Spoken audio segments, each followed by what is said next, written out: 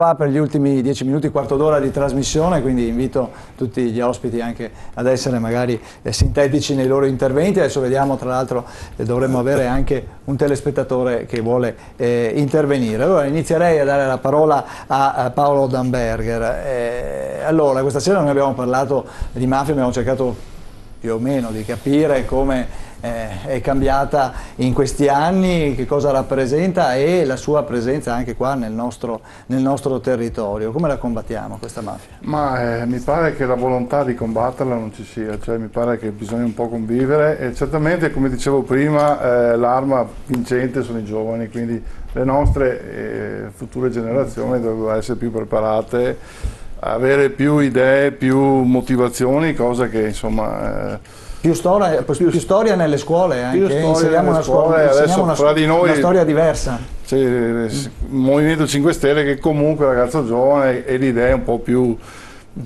così concrete le ha. È chiaro che ci deve essere più storia, cosa che non c'è, insomma. Poi le difficoltà economiche, le difficoltà finanziarie, finché ci sono queste difficoltà c'è sempre questa collusione tra chi può e chi non può. È un terreno molto fertile, sì. Anche perché anche nel nostro Veneto non è che le aziende godino di ottima salute, no? Anche noi il locomotore sta un po' perdendo colpi, i vagoni dietro si perdono un po' e lì bisognerebbe un po' rafforzare, dare una mano anche all'azienda, perché le aziende hanno bisogno di mano, hanno bisogno di essere sostenute, hanno bisogno di crediti, hanno bisogno di avere possibilità finanziarie, cosa che oggi è quasi impossibile, insomma, ecco. Quindi io penso che la politica debba essere a servizio del cittadino, ecco. Dobbiamo essere a servizio del cittadino, di qualsiasi cittadino, insomma, e quindi anche del nostro territorio che in questo momento, come dicevo, non è che sia il massimo, come si è sempre detto, ecco. Quindi Veneto, Lombardia hanno problemi non da poco, insomma, ecco. Quindi dobbiamo un po', al di là delle appartenenze politiche, condividere alcuni piani, alcune logiche e trovarci attorno a un tavolo. Adesso a Roma non so lavorare se Roma ci è cara, perché poi giustamente una legge viene proposta, poi viene sconvolta completamente, poi vengono fuori queste cose qua, insomma, no? Certo. Abbiamo il signor Roberto che sta attendendo di intervenire. Si dirà un po' di parole. Sentiamo. Buonasera signor Roberto, da dove chiama? Buonasera, io chiamo da Longari Vicenza. Prego. Io è dal 1960 che sono commerciante, quindi ho un negozio di ferramenta casalinghi. Io voglio dire una cosa, va bene, questi sono momenti duri, molto duri. Noi, va bene, abbiamo una attività che siamo al servizio del pubblico, ok? Al servizio del pubblico che noi siamo, va bene, abbiamo delle umiliazioni, va bene, con lo Stato che ci mette in condizioni, va bene, proprio estreme nel senso che lavoriamo per pagare le tasse. Questa è la mafia. Quindi noi siamo un nucleo familiare, noi abbiamo dipendenti. Se avessimo dipendenti avremmo già chiuso. Io ho mio figlio che ha 30 anni, lavora assieme a me con mia moglie, mi dice sempre: ma i centri commerciali, va bene, pagano le tasse? Perché i centri commerciali, va bene, competono e hanno dei prezzi, va bene, che noi è impossibile competere con loro. E dopo un'altra cosa volevo dire, i nostri politici, va bene, io è 20 anni che seguo anche la politica, però ho sempre visto chiacchiere, promesse e non è mai successo niente. Quindi, va bene, io vedo anche oggi come oggi, va bene, i nostri politici con tutti quei soldi che prendono, dove li vanno a spendere? Io mi domando, la mettono via, la musina. può darsi che li mettano anche via. Si vergognano alla sera rispondo io, quando vanno a signore, letto, se posso. che si vedono davanti allo specchio in bagno. Certo. Non lo so, perché qua, va bene, o siamo tutti atei, va bene, o siamo anche un po' umani con questi italiani, va bene, massima sul Veneto, va bene, che è tartassato al 100%. Grazie. Grazie a lei signor Roberto, buona serata, grazie del suo intervento. Adesso le risponde Gennaro Marotta. Sì, anch'io qualcosina su questo sicuramente. No, io rispondo magari con cognizione di causa, essendo consigliere regionale uscente posso fargli lo spelling di quanto prendiamo. Sicuramente posso dire al cittadino che io ho rinunciato al vitalizio, lo dico perché è un dato di fatto e perché sono il secondo in 30 anni, in 40 anni di consiglio regionale. L'altro, perché siccome ho stima e rispetto della persona, lo voglio citare, è Alessio Morosin, che lo ha fatto 20 anni fa. Giusto per dire che ci sono comunque persone che fanno politica e la fanno anche perché ci credono di poter aiutare a cambiare qualcosa e fanno anche queste azioni. Non è stata l'unica cosa, abbiamo ridotto anche gli stipendi dei consiglieri regionali, poco, tanto, non lo so, però intanto abbiamo ridotto lo stipendio dei consiglieri regionali per 5 milioni di euro in una legislatura, vuol dire 10 miliardi di lire che non entrano più nelle tasche dei consiglieri regionali e questo è un dato di fatto. Lo dico perché lo abbiamo fatto in maniera bipartisan, lo abbiamo fatto senza guardare è stato di più il centro-sinistra o il centrodestra, lo abbiamo fatto tutti con una proposta di legge che è stata approvata all'unanimità. Per dire che volendo alcune azioni si possono fare, non è solo questo, bisogna incidere ancora. Se io un domani sarò eletto consigliere, la prima azione che proporrò è di nuovo andare a ridurre lo stipendio comunque dei consiglieri regionali, perché si può ancora ridurre e questa è una cosa che si può fare se si è in consiglio regionale. Poi naturalmente bisogna metterci anche la testardaggine, perché io per fare approvare la legge che abbiamo fatto di riduzione dei costi del consiglio regionale, all'inizio c'erano 4 proposte di legge, nessuna veniva approvata, io ho preso e mi sono tolto per conto mio per 9 mesi consecutivi 1.000 euro dallo stipendio. Poi questo è stato uno stimolo, non sto dicendo che è stato merito mio, dico che è stato uno stimolo certo. E lo farei pari pari anche dopo, perché non credo che la politica, purtroppo, e i politici capiscano che la gente è stufa di sapere che si prendono indennità troppo alte. Certo, Lorin. Ma a me sembrava che lo spettatore, il commerciante vicentino di Longara, mi sembrava che fosse, dicesse un'altra cosa. E principalmente diceva che oggi come oggi non si può avere un'attività. Questo è il problema di fondo che lui diceva, non si può lavorare, te lo dico io che faccio l'imprenditore e come me tutti quelli che lavorano come me, qua c'è anche il professor Casa che fa l'editore, sicuramente anche lui potrà dire questo, siamo in condizioni che non possiamo sopravvivere. Oggi come oggi noi abbiamo per mantenere ma non è la politica, mantenere con i soldi dei consiglieri regionali, quello diciamo la cosa più minima. Ma la questione è la mafia nel momento in cui per farmi lavorare mi chiede l'80% di quello che io produco, questa è mafia. La mafia è quando io per avere soldi non riesco a trovare modalità di approvvigionamento perché la banca non me le dà, perché Veneto Stato, che è la cassaforte della regione, non dà la possibilità a gente come me di poterne accedere, perché anche questo è un altro problema. Veneto Sviluppo. Veneto Sviluppo, sì. Mi correggo, Veneto Sviluppo. Esattamente. Questa, la mafia è quando lo Stato con Equitalia, giustamente se io sono in un momento di crisi e non riesco a pagare, mi raddoppia le sanzioni o mi viene a portare via la casa. Questo è mafia.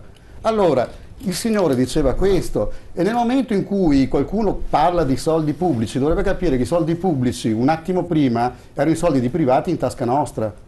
E quando ho detto questo probabilmente qualcuno riuscirebbe a capire. Perché i soldi pubblici non sono un'entità astratta dove si utilizzano così a vanvera, sono soldi degli altri e quando si utilizzano i soldi degli altri bisogna avere parsimonia e utilizzarli in maniera corretta. Dalmanzio.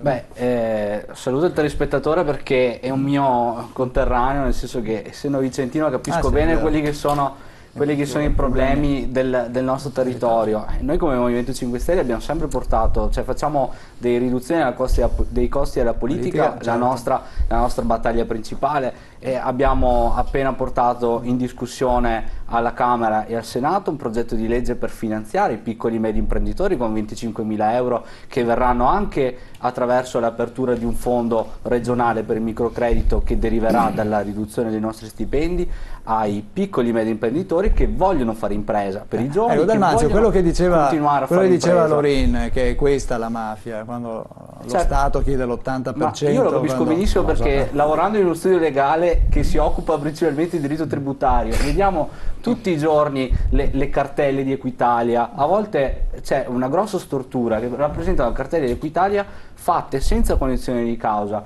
Io ho avuto, per esempio, faccio sempre l'esempio di una nostra cliente che ha avuto una cartella di 250.000 euro che erano frutto di un errore dell'Agenzia delle Entrate, che non aveva considerato che lei fosse una semplice socia accomandante e rispondesse per i 1.500 euro che aveva inserito nell'azienda del padre. Ma questa questione è andata avanti, si è protratta per 10 anni, per 5-10 anni, e lei ha dovuto ricorrere per tutti i 3 gradi di giudizio finché l'Agenzia delle Entrate non ha riconosciuto l'errore. Allora, noi come 10 anni per riconoscere l'errore, per capire. 10 anni per riconoscere questo, perché da qui si sono succedute varie cartelle, perché c'erano vari anni di imposta che si sono succeduti, e quindi noi come classe politica dobbiamo iniziare prima di tutto a dare il buon esempio, cioè dobbiamo lavorare affinché il cittadino veramente possa beneficiare di uno Stato senza burocrazia, anzi con una minore burocrazia, perché eliminare la burocrazia è impossibile,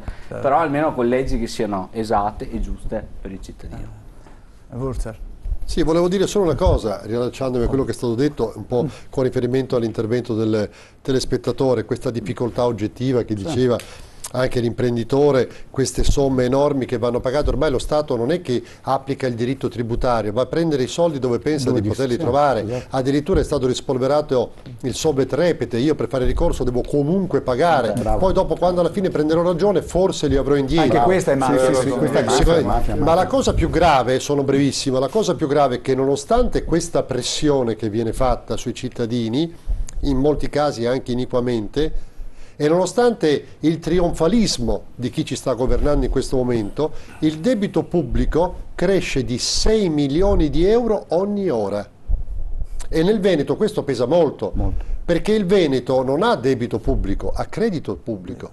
Perché noi versiamo un'enormità di denaro allo Stato con quello che produciamo in eccedenza rispetto agli altri. Bravissimo. E va a finire altrove. E noi qui triboliamo. Certo. Fanelli, vuole aggiungere qualcosa? Sì, no, io un po' vorrei dissociarmi mi rendo conto che c'è comunque una campagna elettorale, quindi vorrei rimanere nell'aspetto tecnico. Ma c'era prima abbiamo mostrato ad esempio per i giovani, per gli studenti c'era un 40% che vedevano però adesso parlare di malagoverno, mala legge, mala Stato e farla rientrare nell'alveo, nel perimetro del concetto mafioso. Io che sono un rappresentante delle forze di polizia che stiamo combattendo ogni giorno la mafia, vorrei arrivare alla mia conclusione e dire che insomma siamo ancora qui oggi a parlare di infiltrazioni mafiose nel nord Italia. Io devo ricordare agli ospiti e anche ai nostri carissimi telespettatori che la mafia ha oltrepassato il confine italiano. La mafia è arrivata in Romania, è arrivata in Bulgaria, è arrivata in Germania, è arrivata in Francia. La mafia è diventata una multinazionale internazionale con grandissimi capitali, grandi liquidità, e noi oggi in questa Europa mortificata, menomata, storpiata, dove quando fa comodo siamo una grande comunità, sempre quando si parla di banca, di moneta, quando si parla di austerity, ma quando si parla anche di diritto penale, di procedura penale, di un giudice unico magari naturale, insomma di creare una vera task force, perché adesso siamo arrivati sul principio, abbiamo iniziato questa trasmissione con il nome di due grandi uomini che sono Giovanni Falcone e Paolo Borsellino, loro non sono stati solo dei grandi magistrati perché hanno avuto la capacità, la forza, la tenacia di combattere la mafia, ma hanno creato anche gli aspetti sinergici, l'unione, avevano capito che 3 forze di polizia che indagavano per i reati di mafia fossero un dissipamento delle energie delle forze, e quindi hanno creato le DIA, la DIA che è la Direzione Investigativa Antimafia, hanno elaborato, inventato, collaudato la Direzione Distrettuale Antimafia, si sono resi conto che l'unione, la collaborazione, lo scambio dell'informazione, uniche banche dati, una formula, ecco lì è la risposta contro la mafia. Dobbiamo arrivare anche adesso a fare un concetto, una elaborazione di unione, di cooperazione anche a livello europeo. L'Europol, creare questa forza di polizia che sia veramente efficace, pronta, coordinata, magari con anche perché noi abbiamo, ogni Stato ha la sua sovranità e spesso e volentieri abbiamo anche delle difficoltà operative, perché purtroppo, ahimè, la mafia in alcuni paesi europei è sconosciuta come soggetto giuridico criminale, non è neanche tipicizzato nei loro codici penali, quindi è l'ora anche che l'Europa si affretti a creare una sinergia, una sicurezza globale e totale. Grazie. Professor Casen.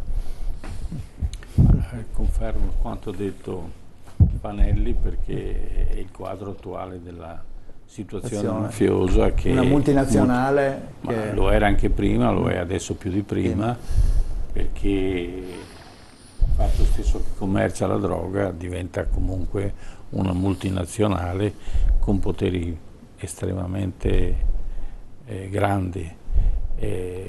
Quello che sta succedendo, questa apertura delle frontiere dei paesi, diciamo, che erano il rifugio del denaro mafioso, si stanno aprendo, ma non so fino a che punto sarà efficace questa attività, ma comunque è già abbastanza meritevole.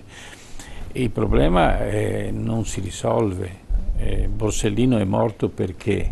E questa è la domanda. Direi che Borsellino ha fatto una grande opera e ha portato l'Italia verso il terzo millennio con forza e coraggio, e questo è un esempio da seguire, ed è un esempio non tanto da commemorare, ma ci sono tanti libri su Borsellino e Falcone da leggere, perché la morale, il senso etico, il senso del dovere che avevano questi magistrati sono difficilmente imitabili, certo, perché ce ne vuole tanto di coraggio, soprattutto in quel momento dove il rischio era molto alto. Adesso bisogna che il movimento antimafia sia più organizzato e più attento, ci vuole più professionalità. Prima era forse utile inseguire o pedinare qualche personaggio, adesso invece il pedinamento avviene attraverso i conti bancari, e i conti bancari oggi sono estremamente volatili perché sono legati a un computer, a un numero che può sparire in qualsiasi momento. Certo, ci fermiamo qui, 11:08, grazie agli ospiti che sono stati questa sera con noi in studio, grazie ai telespettatori che ci hanno seguito, buona serata a tutti, ci ritroviamo la settimana prossima, arrivederci, buona serata. Grazie a tutti.